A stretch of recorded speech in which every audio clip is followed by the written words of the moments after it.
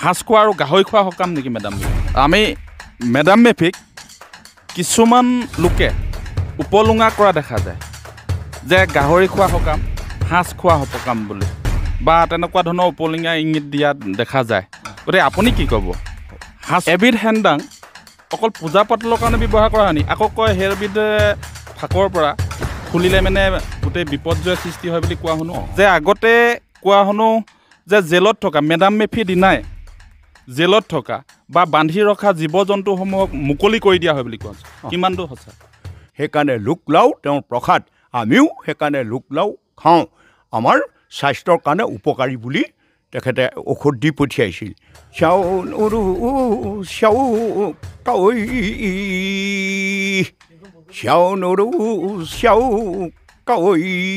নমস্কাৰ, মই ঋতুমণি ফুকন।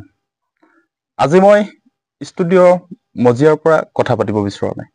মই আজি ষ্টুডিঅ' বাহিৰৰ পৰা কথা পাতিব বিচাৰিছোঁ।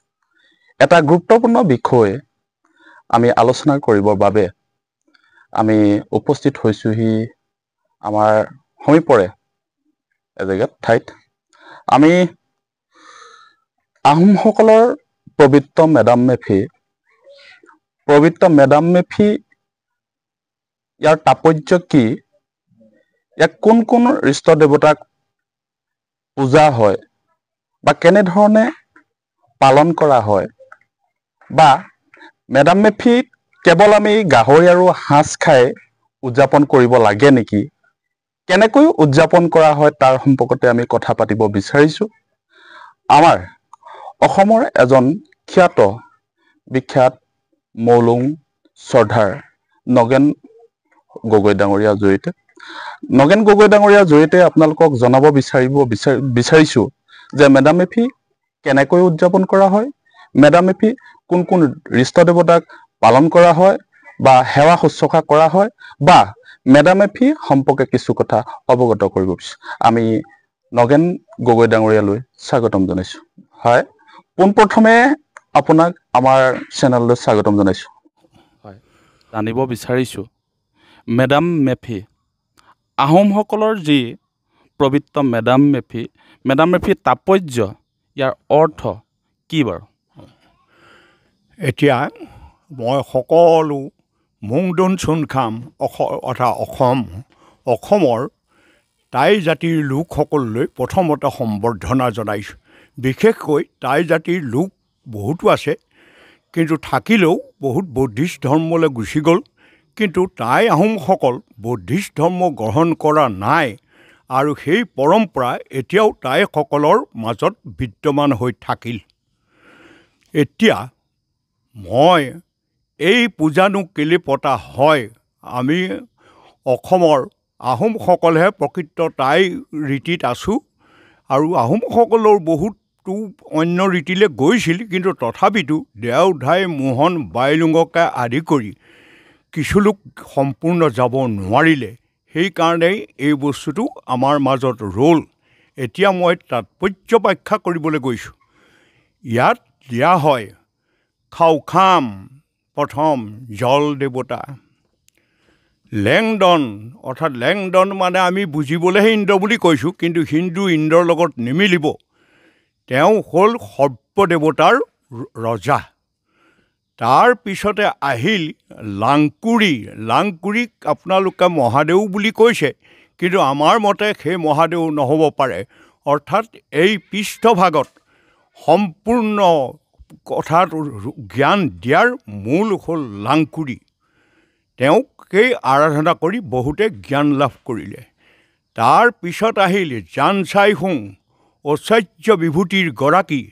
ধন, সোণ, ইউৰেনিয়াম, ৰেডিয়াম যিমান পদাৰ্থ সৃষ্টি হৈছে, সৰ্ববিলাক ঐশ্বৰ্য বিভূতিৰ মালিক জানচাইহুং।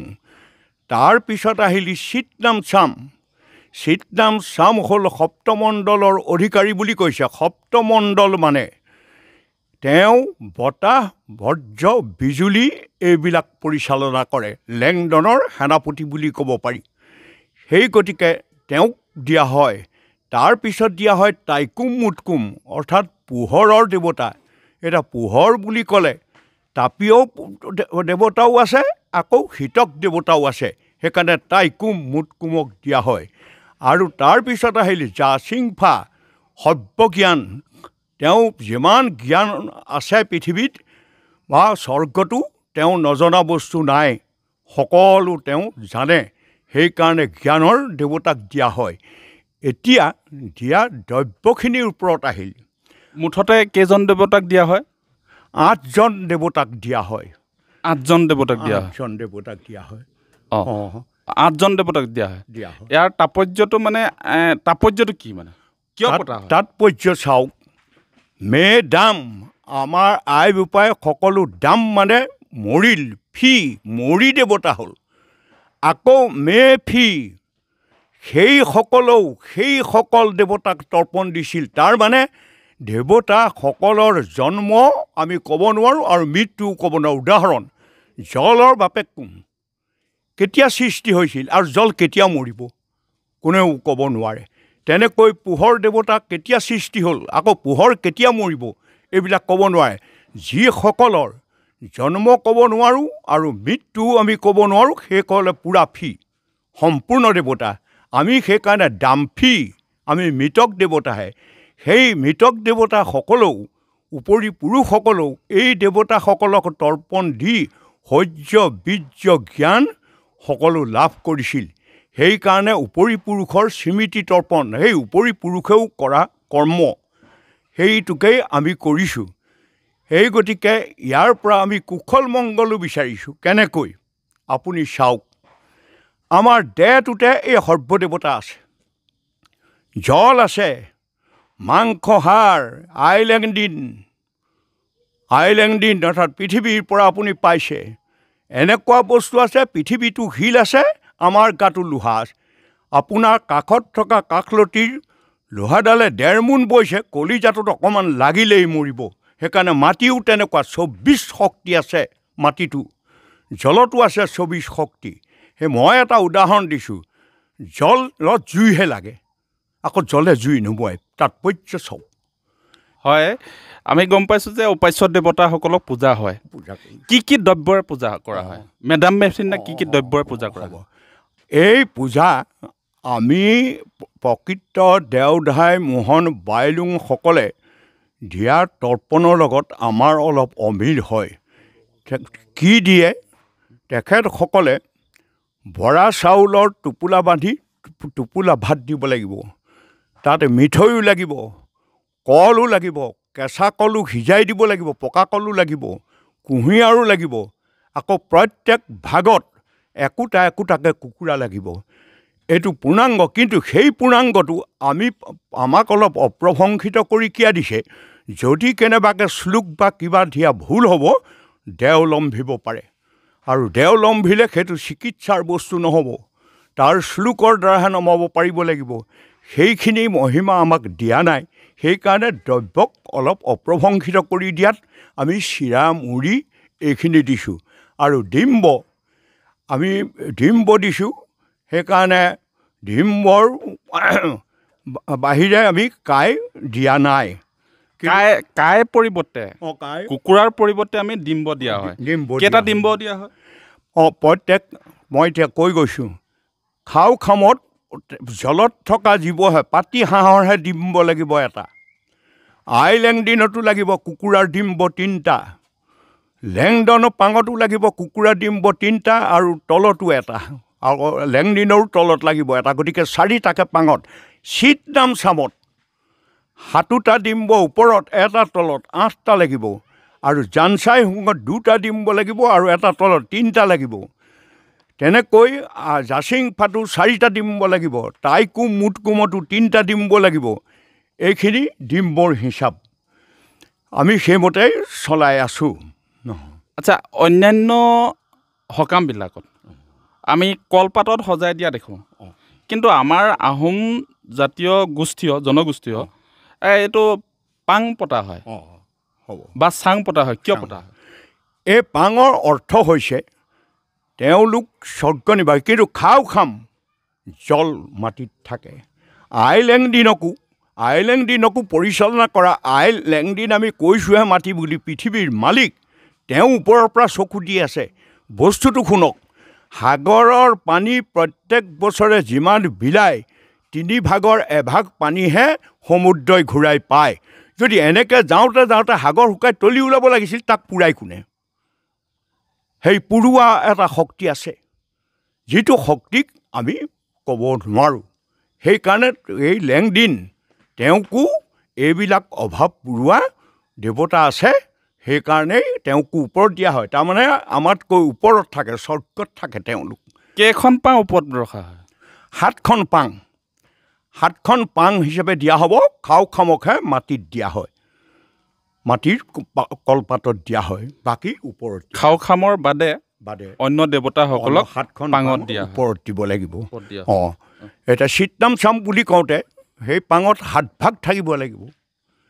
সেইকাৰণে তেওঁ বস্তু এটা চাওক, আপোনালোকক অলপ মই শিকাই দিছোঁ, তেওঁৰ শ্লোকটো মই হিচাপে কৈ দিছোঁ।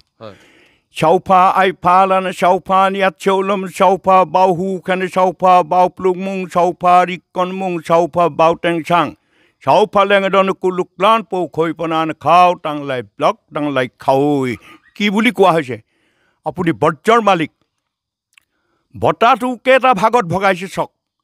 ৰিক ল'ৰা এটা পিছল খাই পৰিলে, উশাহ নাইকিয়া হ'ল, আপোনাক ফুৱাবলৈ কৈছে, ৰিক ঘূৰাব লাগে। বাহু খেন খুব গৰম লাগিছে, আপুনি নিমন্ত্ৰণ কৰিছে জোৰ পেলাবলৈ, মৃদু বতাহ আহি আপোনাক জোৰ পেলাইছে। আৰু যিটো বাউ টেং চাং বুলি কৈছে সেইটো অতিকে প্ৰচণ্ড। সেই বতাহে মানুহো মাৰিব, ঘৰে দুৱাৰে ভাঙিব, গছ গছনি ভাঙি তহিলং কৰিব। এইটো বাউ টেং চাং, পাগল বতাহ। গতিকে বতাহৰো তাৎপৰ্য চাওক। সেইকাৰণে তেওঁক 7 ভাগ দিয়া হয়। 7টা শক্তি তেওঁৰ লগত আছে। নিশ্চিতভাৱে হেংদাং কেই প্ৰকাৰৰ? হেংদান এখন মুঠি হেংদান আৰু গাৰক্ষক হেংদান, আকৌ যুদ্ধত অস্ত্ৰ হিচাপে ব্যৱহাৰ কৰা হেংদান, 3 প্ৰকাৰৰ হেংদানৰ কথা আমাক কৈছে। কিন্তু এই তাৎপৰ্যটো কোনোবাই দিব পাৰে, কাৰণ কি হৈছিল, চাউফা লেংডনে আমাক 5টা দ্ৰব্য দিছিল। সেইকাৰণে লুকলাও এই হ'ল অমৃত বুলি কৈছে। সেই অমৃতটো সেইকাৰণে ৰস ভিতৰ বস্তু। সেইটো কিয় দিছিল? যে খুনলুং খুনলাই যেতিয়া এই মুংৰি মুং নামলৈ পঠাইছিল, তেতিয়া কৈছিল, নাতি যলৈ মই পঠাইছোঁ বিৰাট কষ্টৰ থলী, যুঁজৰ থলী। তাৰমানে কোৰ কুঠাৰ এইবিলাক মাৰিলেহে খাবলৈ পায়, যুঁজ গাত বিষ উৎপন্ন হ'ব। খাদ্যৰ লগত এই দ্ৰব্য মিহলাই প্ৰসাদ আকাৰে খাবি আৰু প্ৰসাদ আকাৰে তৰ্পণত মোকো দিবি। সেইকাৰণে লুকলাও তেওঁৰ প্ৰসাদ, আমিও সেইকাৰণে লুকলাও খাওঁ, আমাৰ স্বাস্থ্যৰ কাৰণে উপকাৰী বুলি তেখেতে ঔষধ দি পঠিয়াইছিল। আৰু দিছিল কাই চেং মুং, কাই মানে হ'ল কুকুৰা, চেং শক্তি, যে এই বস্তুটো ব্যৱহাৰ কৰিবি আৰু ইয়াক তহঁতি খাব পাৰিবি, আৰু মাৰি তাৰ ঠেঙেৰে মঙল চাই আপদ বিপদৰ কথা গম পাবি। সেইকাৰণে সেইটোক থাম পতা বুলি কয়। আমাক সেইটো নাই, সেইটো এতিয়াও দেওদাই মোহন বাইলোগৰ মাজত আছে। সেই থাম পাতি কুকুৰা মাৰি মঙল চাই আপোনাৰ দুখ দৈন্য কথা ক'ব, কি হৈছে ক'ব। হেংদান দিছিল সৰ্বশক্তি আধাৰৰ অস্ত্ৰ, যে কৈছিল খুনলুং খুনলাই, এই বস্তুটো ৰাজসভাত বান্ধি ৰাখিবি, যেনিয়েই শত্ৰু আহিব তেনিয়েই হেংদান ঘূৰিব, জানিবি। সেই শত্ৰুক পৰাভূত কৰিবৰ কাৰণে তেতিয়া কি কৰিবি? মোৰ এই ভেদাম মেফি কথা কৈছিল, যে এই পূজা পাতিবি, এই পূজা পাতি মোক জনাবি আপদ বিপদৰ কথা। মই 8 লাখ দেৱতাৰ শক্তি পঠাম, আৰু সেই দেৱতাই শত্ৰুক ফালি চিৰাচিৰি কৰিব।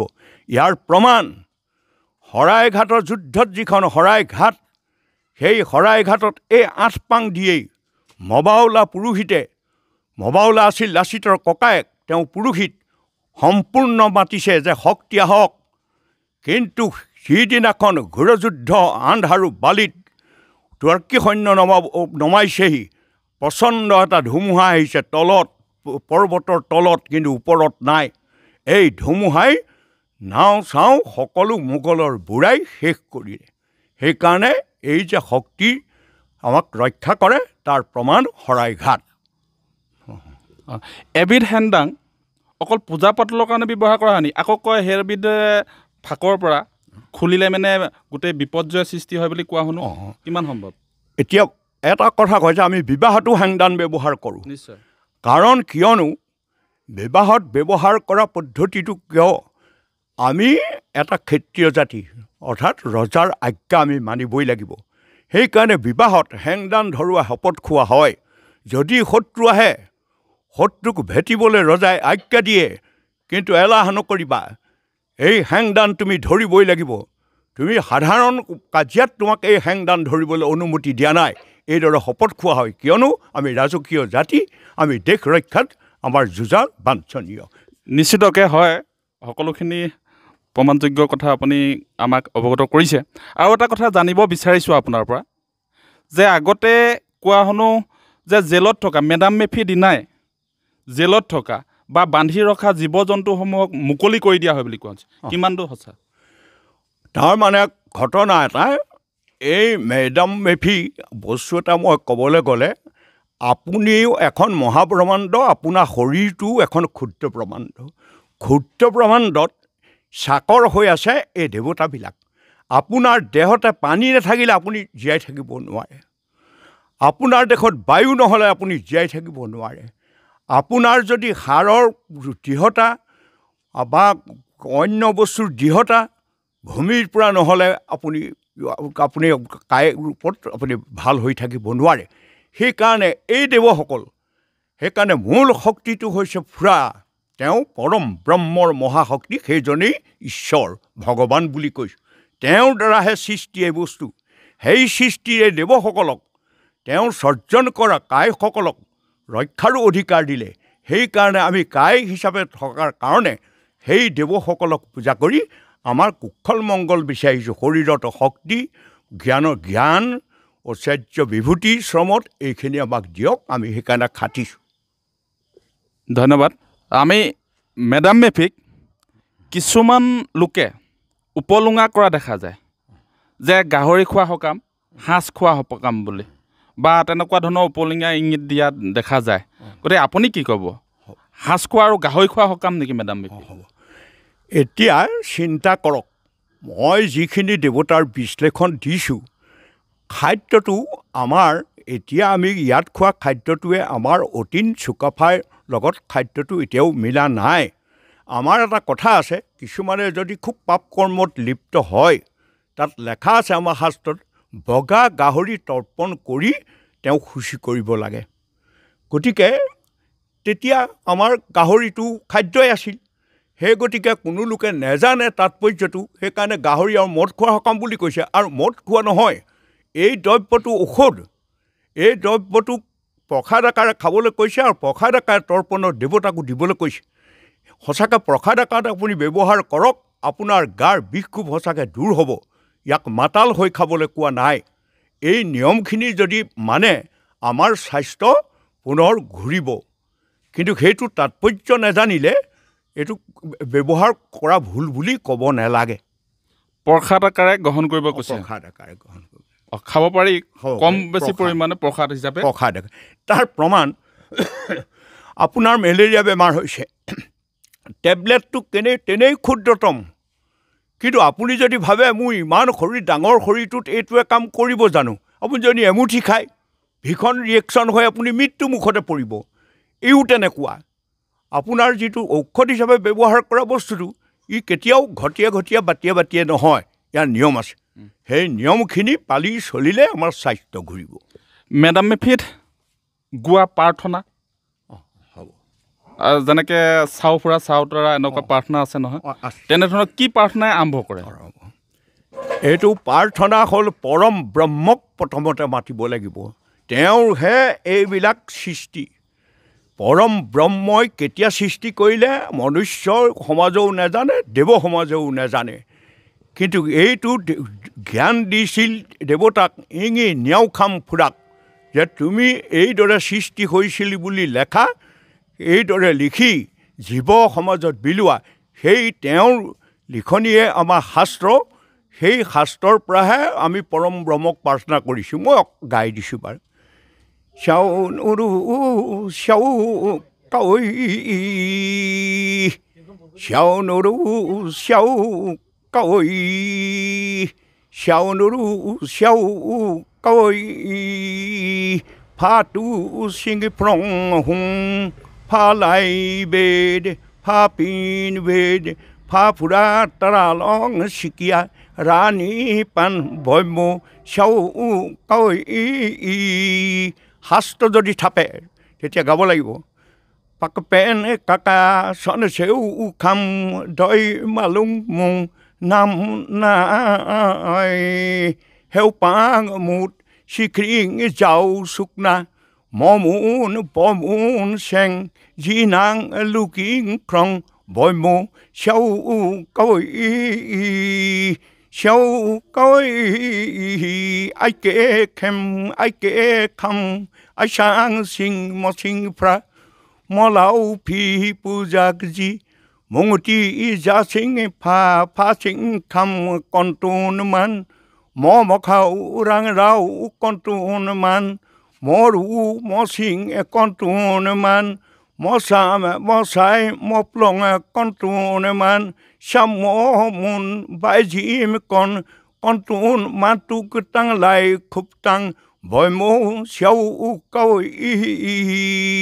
চাও নুৰু চাও কাঐ চাও নুৰু চাও কাঐ চাও নুৰু চাও কাঐ চাও ফুৰা চাও তাৰা ফুৰা তাৰা লং শিকিয়া ৰাণী পান ভৈম চাও কাঐ এই মূল প্ৰাৰ্থনা কৰিয়েই বাকী দেৱসকলক আমি তৰ্পণৰ কাম আৰম্ভ কৰোঁ হয় আমাৰ চাউথ এণ্ড ৰুণ আঠকুণীয়াকৈ বনাওঁ হ'ব ইয়াৰ কিবা অৰ্থ তাৎপৰ্য আছে কি তাৎপৰ্য অষ্টদিশ বন্ধন তত্ত্ব আমাৰ হাতত আছে সেইকাৰণে অষ্টদিশৰ পৰা মানুহৰ বিপদ আহিব পাৰে সেয়া মই কৈ দিছোঁ ৰুমুং লামুং অৰ্থাৎ উত্তৰ দক্ষিণ বানক বানটোক পূব পশ্চিম তীখেন তিবান তিহক তিতান এই অষ্টদিশ বন্ধন তত্ত্বত বৰবুবাহন তাই মানুহ আছিল সেইকাৰণে অষ্টদিশ বন্ধন হোৱাৰ কাৰণে অৰ্জুনৰ অষ্টই ভেদিব নোৱাৰিলে অৰ্জুনহে বৰবুবাহনৰ হাতত মৃত্যু হৈছিল হয় নিশ্চিতভাৱে আমি জানিব পাৰিছোঁ আজি পবিত্ৰ মেডাম মেফি অসমবাসীক আপুনি এটা শুভেচ্ছা বাৰ্তা প্ৰেৰণ কৰিব লাগে আজি মই আমাৰ সৰু টাই সমাজৰ পিনয় পিকাং আথাও পুথাও লানমান টাংলাই খুব টাংলাই ফি হিট খেন ছয় খেন ৰং বয় চাও ফুৰা চাও তাৰা ফুৰা তাৰা লং চিকিয়া ৰাণী পানে বৈ চাও কাও ধন্যবাদ আপুনি বৰ্তমান কি বিষয় বাবদ আছে কি দায়িত্বত আছে অসমৰ বা মৌলুং সন্থাৰ কিবা দায়িত্বত আছে নেকি মই বৰ্তমান এই খণ্ডত এতিয়া ছিনিয়ৰ মৌলুং হিচাপে মই আছোঁ মোৰ লগৰ যিসকলো পুৰোহিত হৈছিল বহুত নাই গ'ল বৰ্তমান মোক উঠি অহা লোকসকলে মানে আৰু মোকেই ইয়াত মানে উচ্চ পদস্থ দি ৰাখিছে এতিয়া আপুনি মৌলুঙৰ দায়িত্বত আছে আৰু বিভিন্ন আপুনি বিয়া সকাম অনুষ্ঠান আপুনি কৰে চকলং অনুষ্ঠান কৰে হয় আজি আহোমসকলৰ পৰম্পৰা পবিত্ৰ মেডাম মেফি এই মেডাম মেফিৰ দিনাই আমি 90 ঊৰ্ধ্ব এগৰাকী ককাৰ লগত কিছু মেডাম মেফি সম্পৰ্কে আলোচনা কৰিলোঁ ইয়াৰ ধনাত্মক আৰু ঋণাত্মক দিশ আপোনালোকে বিচাৰ কৰিব আৰু আপোনালোকেও যদি মেডাম মেফি সম্পৰ্কে কিছু কথা আমাক জনাব পাৰিব আৰু লগতে ইয়াক আমি কোনো সমালোচনা দিশ ঋণাত্মক দিশ আমি বিচাৰি এই অনুষ্ঠানটো কৰিব বিচৰা নাই সকলোৰে আমি মংগল কামনা কৰি আমি এই অনুষ্ঠানৰ পৰা বিদায় মাগিছোঁ সকলোৰে মেডাম মেফি শুভেচ্ছা জ্ঞাপন কৰিছোঁ ধন্যবাদ